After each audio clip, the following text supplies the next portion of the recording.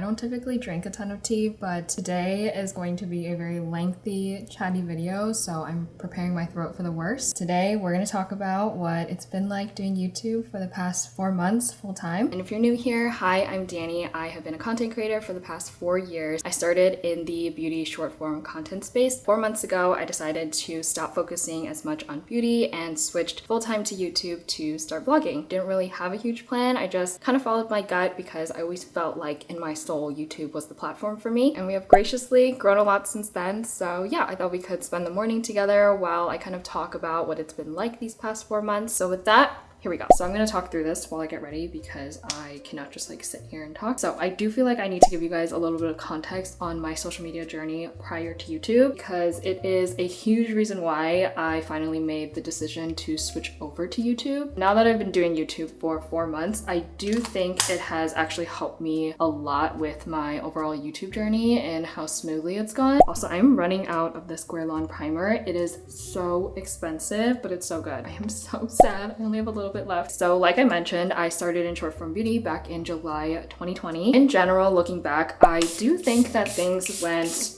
fairly well. Between 2020 and 2021, I would say I was growing slowly but very consistently. Also, I did not quit my job to do social media. I don't want you guys to think that that is a smart thing to do or use this video to just like take on a bunch of risk. I originally quit my job because I wanted to move industries. I was working in accounting and I was thinking of moving into UI UX, but the timing of my TikTok taking off and I was getting a few more brand deals, it just suddenly made that option available to me, which leads me into 2022 where I felt like things were pretty solid. I had this series called the Lazy Makeup Girl, which some of you guys might be familiar with, basically inspired by a lot of my close friends, where they would say something along the lines of, Danny, I am just so lazy with my makeup routine, but what do you recommend? Not saying I created lazy makeup, but at the baseline, there was a story behind the makeup routines and the tips and the products that I would recommend. And yeah, I think that's why the series did as well as it did, because that is really something that I think a lot of people can relate and resonate with. I did continue the series for a short bit, but this is where things slowly started to go downhill. At the time, I just felt a lot of pressure from the series. It kind of went from like 0 to 100. Right before I started it, I was sitting at around like 20,000 followers, and then I jumped suddenly up to like 50, 60K. Maybe to like some that might not seem like a lot, but to me, it was very, very overwhelming. And I feel like when you suddenly gain a lot of followers, you feel like this certain level of expectation also grows. Long story short, I really wasn't expecting it to like pick up as quickly as it did. I feel like it's maybe still the case. I don't know. I haven't really been on TikTok recently, but TikTok was just like all about trends. Who's gonna jump on the next trend? Like who's gonna get to it first? So even though I had this like level of success with this series, my mentality at the time was like, okay, I checked off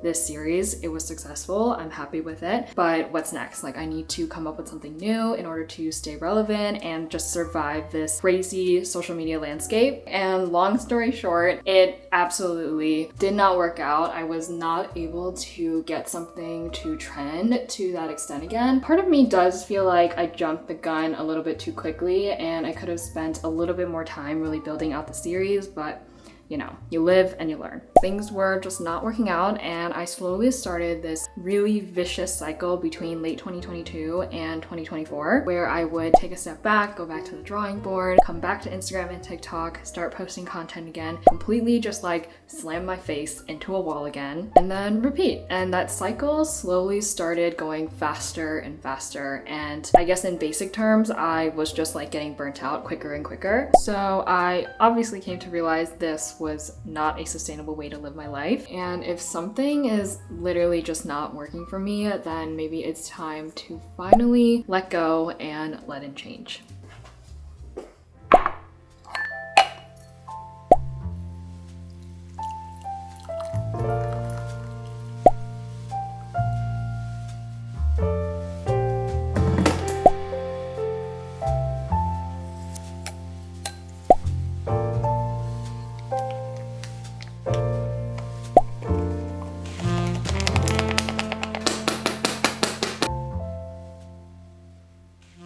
trying to learn how to make a good matcha latte, but every single time I try to do this, I'm like, why is it so complicated? Anyway, let's get on with the video. So when I think about why I finally decided to switch over to YouTube, I think it can be broken down into 3 reasons or lessons that I learned out of my 4 years in my social media journey in the short form beauty space. So I would say the first lesson that I learned is your content really needs to be able to reflect who you really are. For me, I finally not only realized but just accepted the fact that beauty was really only maybe 5% of my interests. I know how to do it. It is a skill that I've really cultivated and learned and can potentially share, and obviously I have, with an audience. But if I am being completely honest, it really makes up such a small portion of my day-to-day life. Yes, I did put on makeup today, but I don't typically wear it every single day. And I'm not saying you need to share everything about you and share every aspect of yourself online.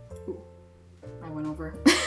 But the content you create should, at the end of the day, really reflect who you are and the lifestyle you want to live. That is why people follow you. They resonate with your story and not with just the skills that you portray online. So I hope that makes sense. Sorry, I'm so distracted trying to get this right, and it is just not working out. I also think this is not a good matcha. I got it from World Market, so that was probably red flag number 1. Okay, I need to show you this, but look, I got it to foam. Magic. Moving on to lesson number 2, short form content as a long-term plan was just not sustainable, in parentheses, for me. When you think about posting every single day, and I'm not gonna sit here and say it's impossible, it definitely is, but it is just not how I want to live my life, constantly being between the state of filming and uploading and back to back. I guess in basic terms, it kind of came down to a quality versus quantity perspective. Just knowing the content direction that I wanted to move into, I just felt it was going to be very difficult for me to replicate these kind of videos that you guys are seeing right now in a short form format. I feel you guys can maybe kind of tell, but I'm a very, very chatty person, and it was so interesting because I feel in the short form space, people didn't know that about me at all. I think the third lesson that I'm gonna share is gonna tie everything together and make everything make a little bit more sense. This is quite literally the moment of truth. This is such a bad angle for me to pour, but we're gonna try. We're gonna try not to spill and make a mess, please. Oh. Okay. That worked out a lot better than I thought. Green straw for the green matcha.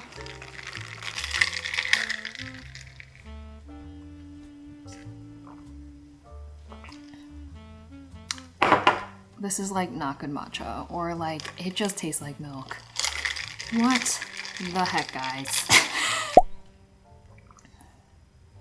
What am I drinking? Can I pour more? I guess since I'm still talking, I might as well. I feel we're literally back where we started, but I guess that brings me to lesson number 3, which is something that I've always known about myself, but I created a term for it, which is I have the personality type of a watermelon. I've always kind of known this about myself, but I tend to give off a very intimidating aura, whatever it is. All of my college friends felt this way about me. When I was meeting my college friends for the first time, I was really trying to be friendly, but it didn't come off that way at all. I feel maybe some of you guys will be Danny, what do you mean? But I feel talking on camera is so different, obviously, than talking to somebody in real life. Also, if you guys are no, I actually kind of felt the same way that your college friends felt about you, then I'm actually gonna cry.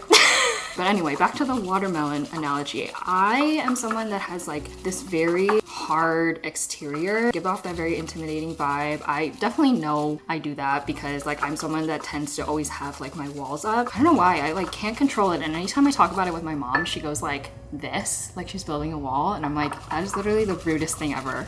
But I'm actually such a huge softie on the inside. I would literally do anything for my friends and family who have reached that layer. How it relates back to YouTube is I feel I just have the space here, have the time time in the video for me to like peel back my layers. Like, it's so weird because I've been doing this for a while, but like anytime I like hit record, like the first 10 seconds, it's like I don't know how to talk to the camera. And I used to think there was like something wrong with me and that maybe social media like wasn't for me, but I just think that's like me at my core. Also, I'm not saying if you also identify as a watermelon that you can't do short form content. I just kind of like came to realize that YouTube was probably a better suited medium for me in terms of like creating content that showed a little bit more of my personality. Just felt like in the short form space, I literally never had enough time, or like I was never able to like get to that point in the video. This tastes better. I feel like it just became more green and like not the pleasant kind of green. Do not get this powder, guys. It says everyday matcha. It should be not everyday matcha, never day matcha. Like what? Like, what is this? It tastes like nothing. Anyway, I'm gonna drink it because I made it. Let's go to my room and I'll answer your guys' questions and also share what 4 months on YouTube has been like. Okay, I'll go to my room in a second, but I'm sure you guys have just been like waiting for this. And I have my laptop here because I want to show you guys what 4 months on YouTube has looked like for me. So I currently have 16,067 subscribers. I did start somewhere between like 10,000 subscribers from like when I was repurposing a lot of my short form content onto YouTube Shorts. But my account was like very much dead when I like started to post again 4 months ago. So to kind of like do the math, I have gained or netted about 5,300 subscribers within the past 4 months. I got monetized on July 30th, 2024. So about like 2 months after I started posting long form content. I do want to mention this and like put this out there. I don't think like all of this that has happened within the past 4 months for me is like normal. Like one of my videos just happened to hit over 100,000 views. But yeah, like social media is like something you can't really necessarily explain. Like my video just last week is like my most underperforming video I have on my channel right now. So it's been like super up and down. Like I haven't had another video hit 100,000 views like since that one. The sun was getting like way too bright over there, but I do want to say like in a lot of ways, I do think the beauty industry like really helped prepare me for YouTube. I think it would be almost sad if it like didn't, but in terms of like being able to talk to the camera a little bit easier, having it not feel quite as awkward or like unnatural, even like working with brands, like that isn't necessarily like new territory for me. I also think that like just working in the short form space, it really does force you to like get very quickly to the point. There isn't time for you to include a lot of fluff, if that makes sense. I think like literally spending the past 4 years like being wired to think that way, so that'll really helped me in my YouTube journey a lot. But sometimes I feel like maybe I am too robotic in my YouTube videos, and it's something I'm still trying to like unlearn. And I also don't want to like discredit myself and say like I don't work like really hard behind the scenes, because I think I really do. But when it comes to like those awkward moments, or like you're really trying to learn how to like talk on camera, I haven't really had to experience that on YouTube because I already experienced it like a while ago while I was doing short form. So I don't want you guys to like beat yourself up. There's like so many things that go into a YouTube video, and it really does take time to learn all of those things. Okay, I centered. Made our way finally to the Q&A section. You guys asked some really good questions, and thank you if you did leave one, because I really wasn't sure if anybody was going to. Have my tiger Tato, and we are ready to go and answer all of your questions. First one is, I love the cinematic aspects of your videos. Thank you. Where/who do you get your inspiration from? I love watching Tatsuki. I don't really know if I'm pronouncing that correctly, but his handle is have no tats, or is it tots? I don't know. Anyway, but I love his color grading, the shots he takes, and just like how cozy and like comforting his videos end up looking and feeling. At the same time, they're like super exciting and just very engaging to watch. I just like learned so much from his videos. He also has like really helpful videos on like how he color grades, his like workflow. So he has some stuff there that you can just like literally sit down and learn how he actually does it all. I also love watching Tammy T. Mai and Freesia Park. I don't know if they became friends like recently, but I've seen them in each other's content. I think they're all like super talented creators. They all do like a different vlogging style, so they are a great reference, and I personally look up to them a lot. Okay, I need to continue to drink my nasty matcha. How do you plan your videos? So I've mentioned this like a ton of times before on my YouTube channel, but I plan my videos on a platform called Milanote. I use my YouTube planning template. I don't like necessarily follow it to a T every time, but a lot of those elements I do tend to like really think through for each YouTube video that I make. So yeah, if you guys want to check it out, it is linked down below and it's completely free. Okay, next question. Hello, what apps do you use for editing such beautiful videos? Also, I admire you. Love from Romania. Oh my gosh, that's so cool. First of all, hello back, sending lots of love from Chicago, but I pretty much use Final Cut Pro to edit. And I actually buy and get all of my fonts from Creative Market. For royalty-free music, I use MusicBed as well as Epidemic Sound. And I do all of like the graphic design elements that you guys see on my videos off of Photoshop. These are like the more lengthy questions, but I'll try to be quick. Hey girl, maybe get into how you deal with pressures from the algorithm. This one I kind of feel like is a little bit of a tough question to answer, because I would say the algorithm is something you can't necessarily ignore, but you do need to be very strategic and smart in how you respond to it. I think if you find that you're only really making content that like quote unquote serves the algorithm, then I do think you need to like go back to the drawing board and maybe like dig a little bit deeper. Second to that, and I don't want to like lecture you guys, but I personally really don't like it when people like constantly blame the algorithm for like the reason why that their videos aren't performing well. I just feel like in general, like you just like lose when you blame something that like you inherently can't really control. My only advice is just to be like super objective with your content. There's so many variables that can go into like a single YouTube video, so really like dissect it. What advice would you give someone wanting to start in the YouTube space? I love your videos. Thank you so much. And I feel like there's like so many things, so I'm just gonna try to pick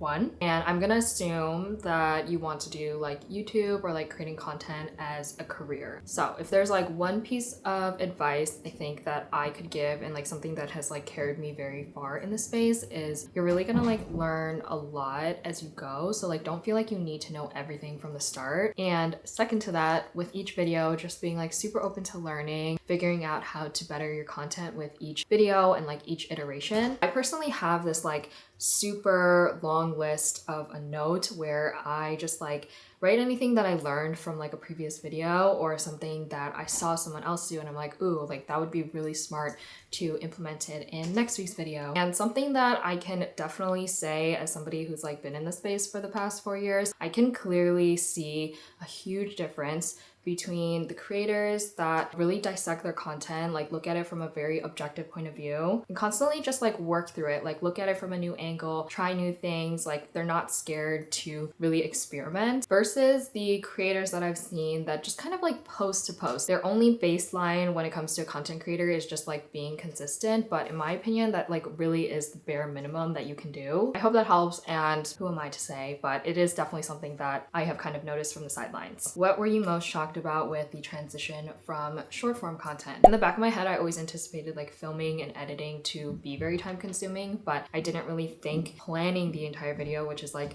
such an important aspect to it, would take so much time. Like it almost takes me like 2 days to like fully plan out a video. Always feel like I'm like behind when it comes to like prepping for my videos, and the week that I like want to film it, I'm like, oof, like I'm missing so many things. Very time consuming and something that I did not really expect. What have you learned about you, your content, and YouTube in general from your efforts these past 3 months? I think I'm gonna wait to answer this question until I've like done YouTube a little bit longer. I haven't been doing it long enough for me to like fully say that this was like super impactful or like I really learned a lesson from this. Thank you for leaving this question, but I'm sorry, I'm gonna like leave you hanging on this one. How has being a content creator affected your life, both positively and negatively? And then the second part to that question is, 4 years in, are you where you expected to be? This is like such a heavy question, so I'm just gonna like list one for each. So I would say like the biggest thing when it comes to being a content creator and like doing it for the past 4 years is I constantly feel like this pressure that like I need to be perfect. Definitely felt it like a lot more when I was like in the beauty industry. And I mean, it makes sense that you get this like perfectionist mentality because like you're putting stuff online for really anybody on the internet to dissect. But I feel like that comes with social media, and I feel like the more like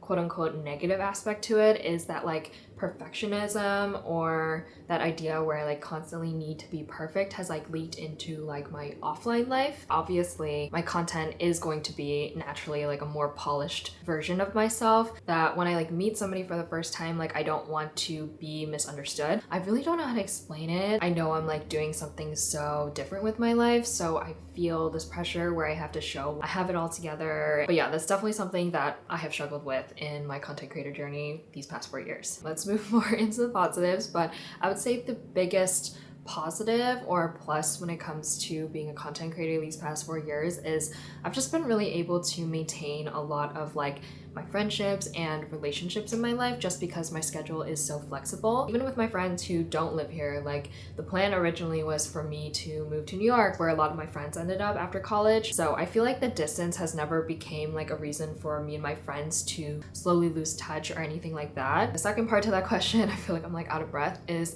am I where I expected to be 4 years in? I would say yes now, but when I initially switched to YouTube like 4 months ago, I think I would answer no. I think when I was like initially switching over to YouTube, I was kind of feeling like a lot of regret. Like I was like, why did I waste so much time waiting to like make this switch over? I definitely felt like in some ways that like my time in beauty was like such a waste. But as the months on YouTube have like gone by, and I like kind of mentioned this before, I really realized like my beauty like career really helped me prepare for YouTube. I wouldn't say like I'm a pro at talking to the camera, but I think, you know, 3 to 4 years doing it versus like just picking it up from day one, there is going to be like a huge difference. And on top of that, because you know, like the beauty industry moves super duper fast, I just had a lot of opportunity and exposure to working with like a lot of brands. So now for YouTube, I feel like all of that has like really helped prepare me, and now I'm like even more critical about the brands that I want to take on here on my YouTube channel. Long story short, I really do think I'm like where I'm meant to be. Do I